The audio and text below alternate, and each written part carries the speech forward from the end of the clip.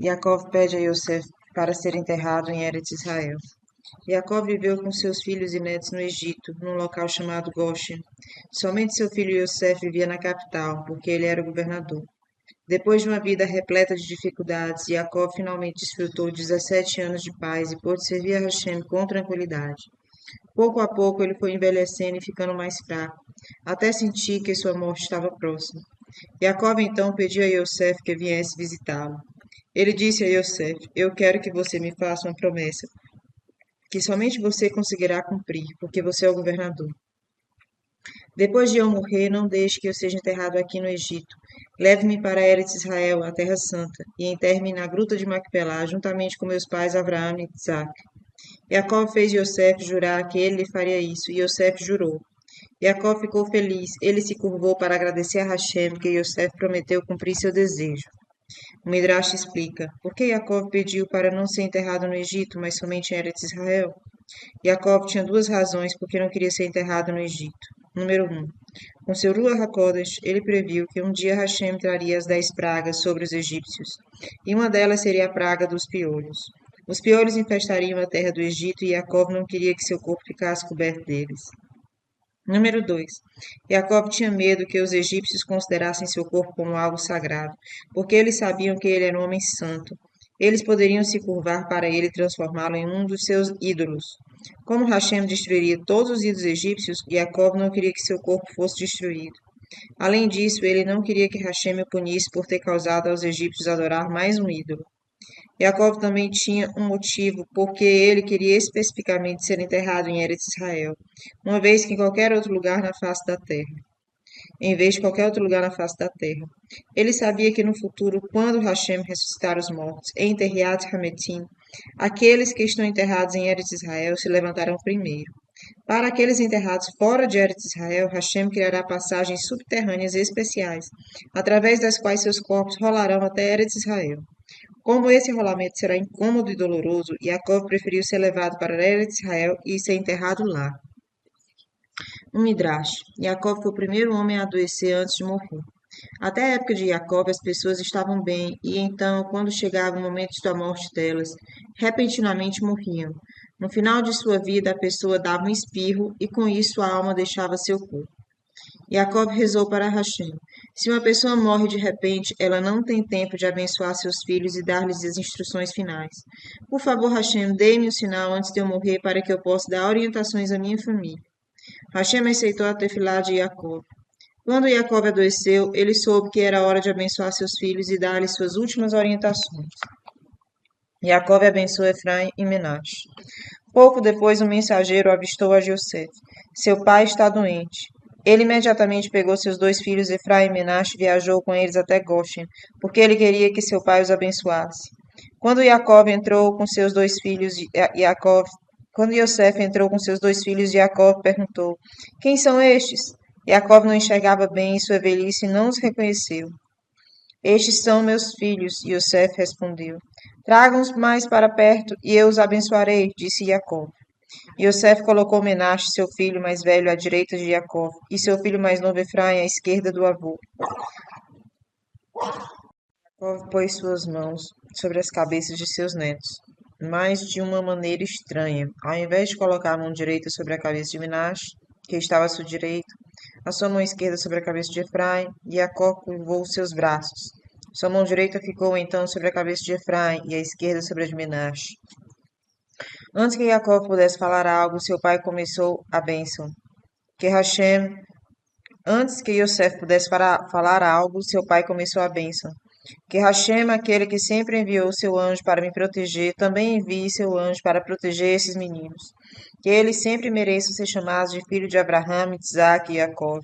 E assim como peixes se multiplicam nas águas, que os filhos de Yosef se fortaleçam e multipliquem na terra de Eretz Israel. Yosef então falou: Pai, põe a sua mão direita, a mão mais importante, sobre a cabeça de Menashe, pois ele é meu primogênito. Jacob se recusou. Eu troquei minhas mãos de propósito, ele explicou. Tanto Menashe quanto Efraim terão filhos ilustres, mas Efraim, o mais jovem, tornar-se-á mais notório. Ele terá um descendente, o grande líder Yehoshua, que trará os judeus para a terra de Israel, e que um dia fará o sol ficar parado no céu enquanto ele luta contra seus inimigos. Eu coloquei minha mão direita sobre a cabeça de Efraim, porque sei que a tribo de Efraim será maior. Da mesma forma, quando pais judeus no futuro abençoarem seus filhos, que vocês sejam como Efraim e Menaxe, eles sempre colocarão Efraim antes de Menaxe, porque Efraim será o mais notável dos dois. Então Jacó prometeu a Yosef: Para você, Yosef, eu darei um presente especial. Tratarei você como um primogênito, que recebe uma porção dupla. Você não será contado apenas como uma shevet, uma tribo, mas meus filhos, Efraim e Menaxe, serão contados como os dois shevatim separados. Mas seus filhos, Efraim e Menaxe, serão contados como dois shevatim separados. Jacó abençoa seus 12 filhos. Então Jacó enviou mensageiros para reunirem seus 12 filhos. Ele queria abençoar todos antes de morrer. Quando todos os filhos estavam à volta da cama de seu pai, ele anunciou: Agora eu revelarei um segredo a vocês. Eu contarei quando Machia virá, no exílio final. No final do exílio. Mas quando Jacó quis falar mais, ele não conseguiu. Hashem não lhe permitiu, porque ele não queria que os judeus soubessem a data em que Mashiach chegará. Jacó ficou preocupado, porque Hashem tirou o Ruach HaKodesh profecia de mim, de modo que eu não pude mais continuar a falar? Ele pensou, talvez seja porque um dos meus filhos não é um tzadik, talvez um ou alguns deles sirva a ídolos, como seu ancestral Terah ou seu avô Lavam fazia. Jacó perguntou aos seus filhos, todos vocês servem somente a Hashem? Todos responderam juntos, escute, Israel, Jacó. Todos nós acreditamos em um Hashem. Jacó exclamou, louvado seja Hashem. Meus filhos são todos sadiquim, que servem a Hashem. Então Jacó abençoou seus 12 filhos. Suas palavras foram ditas como Ruach HaKodesh. Quase todas elas já foram cumpridas, e algumas ainda se concretizarão na época de Mashiach. A bênção de Reuven. Para Reuven, Jacó disse: Reuven, você é meu primogênito. Usualmente, o primogênito é especial dentro da família. Ele cuida do serviço a Hashem. Ele é honrado e recebe uma porção dupla dos pertences de seu pai. Mas você, Reuven, não receberá nada disso, porque você pecou. Você agiu muito rápido, tal como uma agitada correnteza. Portanto, os Kohanim que realizaram o serviço a Hashem não virão de seu Shevet, mas de Levi. Os reis não virão de sua Shevet, mas de Yehudá. E você não receberá duas porções como um primogênito. Em vez disso, os filhos de Yosef se tornarão duas tribos. Não peque mais no futuro, e então Hashem o perdoará. As bênçãos de Shimon e Levi. Para Shimon e Levi, Jacó disse: Vocês dois, Shimon e Levi, possuem temperamentos semelhantes e gostam de fazer as coisas juntos. Ambos destruíram Shechem e ambos quiseram matar Yosef. Mas tomem cuidado, vocês frequentemente se enervam e se exaltam com muita facilidade, e portanto cometem erros. Além disso, o povo judeu luta diferente dos gentios. Nossas armas principais são o estudo da Torá e as tefilot. Seria muito perigoso se as tribos de Shimon e Levi permanecessem juntas. Assim eu separei uma da outra quando elas se estabelecerem em Eretz Israel. A terra de Shimon será no meio da de Judá, e a tribo de Levi se dispersará por toda a Eretz Israel, em 48 cidades diferentes. A bênção de Judá. Jacó abençoou Jehudá. Jehudá, todos os seus irmãos admitem que você é rei e líder entre eles. A princípio você será comparado a um jovem leão, mas mais tarde a um grande e poderoso leão, de quem todo mundo tem medo. Porque Jacó comparou Jehudá primeiramente a um leão jovem e pequeno, e então a um leão grande. Número 1. Jacó previu que a tribo de Jehudá tornar-se-ia cada vez mais forte, como um leão, como um filhote de leão que se transforma em um leão adulto. A tribo de Jehudá começaria a se fortalecer no deserto. A bandeira de Judá viajaria à frente de todas as outras. Além disso, quando os judeus chegassem a Eretz Israel, Judá seria o primeiro a lutar contra os cananitas. Também o primeiro juiz, Otiniel ben Kenaz, seria da tribo de Judá. Mas tudo isso seria somente o começo da força de Judá. Judá finalmente seria como um grande leão na época de Davi, o poderoso rei que derrotaria seus inimigos com a sua coragem e a força de um leão. Número 2. Tanto o leão jovem quanto o leão adulto são descrições do próprio rei Davi. No começo, Davi seria apenas um general, e não seria tão poderoso como um jovem leão. Mais tarde, ele seria coroado rei e se tornaria poderoso como um grande leão. Jacob continuou a abençoar Judá. Você e Judá proverá o povo judeu com líderes até a época de Machia. As colinas de Judá em Eretz Israel serão tão repletas de vinhedos com uvas vermelhas que as próprias colinas parecerão vermelhas, e seus campos parecerão brancos por causa das inúmeras plantações de grãos e inúmeras ovelhas. A bênção de Zebulun. Jacob abençoou Zebulun. Quando Eretz Israel for dividida entre as tribos, você receberá uma porção de terra ao longo da costa marítima. Você viajará em navios através dos mares para fazer negócios com outras nações. A tribo de Zebulun fez um acordo com a tribo de Isacar. Os homens de Zebulun viajariam para fazer negócios, enquanto que os homens de Isacar estudariam Torá o dia inteiro. Os mercadores de Zebulun dividiriam seus ganhos com os estudantes de Torá de Isacar. Em troca, Hashem daria a parte da recompensa do estudo de Torá de Isacar a Zebulun. Uma história. A recompensa por dar caridade. Antigamente, viajar pelo oceano era muito perigoso. Muitos navios afundavam. Certa vez, um judeu que dava muita caridade empreendeu uma viagem de navio pelo oceano. Rabi Akiva estava andando pela costa quando avistou o homem a bordo do navio. Quando, mais tarde, Rabi Akiva olhou novamente para o oceano, ele viu uma terrível tempestade se formando. Ondas altas jogavam o navio de um lado para o outro. Em pouco tempo, o navio não conseguiu mais suportar as fortes ondas. A água começou a inundar o convés e, devagarzinho, o navio começou a afundar, até que desapareceu de vez sob a água. Que triste que esse maravilhoso judeu se afogou, pensou Rabi Akiva. Irei até o Beit Din e lhes informarei que o homem não está mais vivo. Então eles darão permissão à sua esposa para se casar com outra pessoa.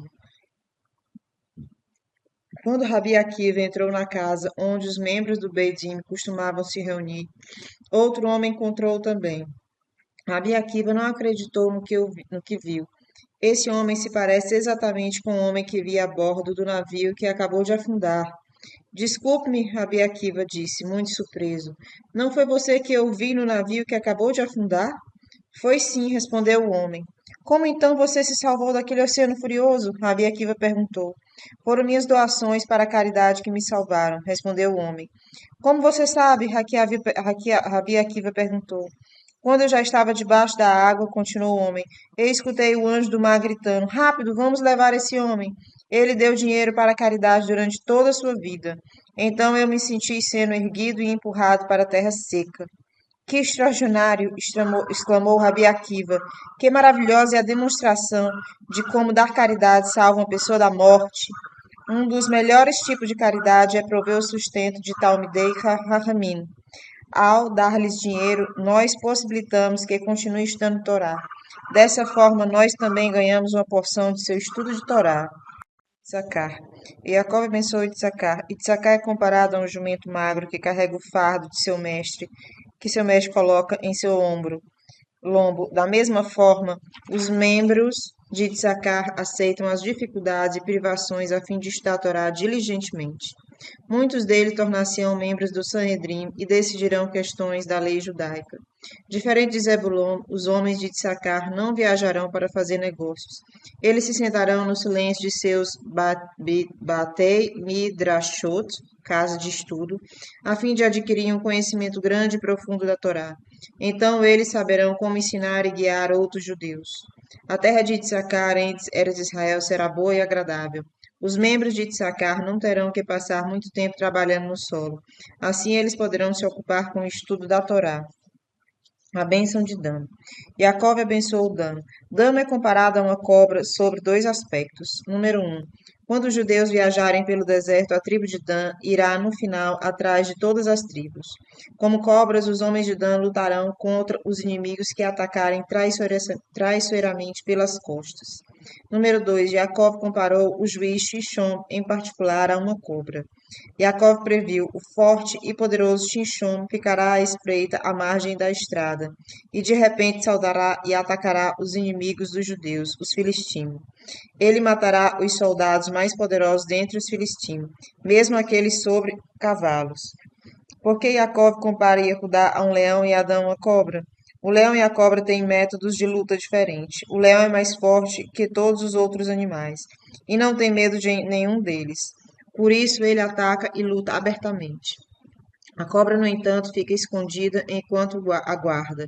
Ela ataca de surpresa furtivamente e faz sua vítima cair. Jacó previu: a tribo de Judá lutará como um leão, em combate aberto. No entanto, a tribo de Dan, particularmente Shimshon, o juiz que vem dessa tribo, usará os métodos de uma cobra.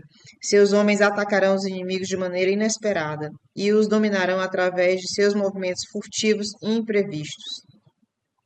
A bênção de Gad. Jacó abençoou Gad. Os homens de Gad serão fortes heróis de guerra. Eles marcharão na frente quando os judeus conquistarem Eretz Israel na época de Jehoshua. Depois, os homens de Gad retornarão à paz à sua própria terra, no lado leste do Jordão. Será perigoso para eles viverem ali, porque estarão rodeados de inimigos. Mas eles os dominarão, os mandarão de volta para suas terras de origem e ficarão com seus espólios. Bênção de Asher. Bênção de Asher. Jacó abençoou Asher. Muitas oliveiras crescerão na parte de Asher em Eretz Israel. Judeus virão de todos os lugares para comprar azeite. Asher ganhará muito dinheiro com essas vendas. O azeite de suas árvores também será usado no Beit Hamikdash, para a menorá e para Menachot, oferendas de farinha. Jacó abençoou Naftali, a bênção de Naftali. Jacó abençoou Naftali. Naftali é comparada a uma corça. Há duas razões por que Jacó fez essa comparação. Número 1. Assim como a corça corre muito rápido, também os frutos da parte de Naftali em Eres Israel amadurecerão mais rapidamente do que qualquer outro local. As pessoas de Naftali eram as primeiras a fazer a bênção Shehazeno sobre uma fruta nova. O próprio Naftali, mais tarde, várias pessoas de sua tribo eram ágeis e rápidas como corças. Quando os judeus precisavam de um mensageiro ligeiro para levar notícias a algum lugar, eles mandavam um homem da tribo de Naftali. A bênção de Yosef. Jacó abençoou Yosef. Meu filho Yosef, você será como uma videira plantada próxima a uma fonte de água. A videira fixará suas raízes bem fundo na terra. Seus galhos também crescerão mais altos do que as copas das árvores. Assim também seus filhos Efraim e Menaste se espalharão e se multiplicarão. Eles receberão 2 porções em Eretz Israel. Porque você, Yosef, não pecou com a esposa de Potifar. Sua porção na terra de Israel, na terra de Eretz Israel, será abençoada com o vale dos céus e a água da terra, de forma que ela produzirá frutos deliciosos. Você, Yosef, será abençoado com bênçãos maiores que as que meus pais, Abraão e Isaac, me deram. Que todas as minhas bênçãos se concretizem em você, Yosef, que se tornou governador do Egito, mas mesmo assim foi cuidadoso com a honra de seus irmãos. A bênção de Benjamim. Jacó abençoou Benjamim. A tribo de Benjamim será forte como um lobo, que despedaça suas presas. O Beit Hamikdash será construído na porção de Benjamim em Eretz Israel, e Hashem fará com que sua Shekinah repouse ali. Porque Jacó comparou a força de Jehudá à de um leão e a de Benjamim a um lobo. Depois que o lobo despedaça um animal, ele não fica mais ali. Pega um pedaço de carne e sai correndo. Um leão, no entanto, não tem medo de ficar próximo a um animal despedaçado e de se deliciar com sua carne. Benjamim foi comparado a um lobo porque o rei da tribo de Benjamim, Saul, governou apenas durante um curto espaço de tempo. E Jehudá, no entanto, foi comparado a um leão porque o reinado de Davi durou por muitos anos. E então a liderança passou aos descendentes de Davi para sempre.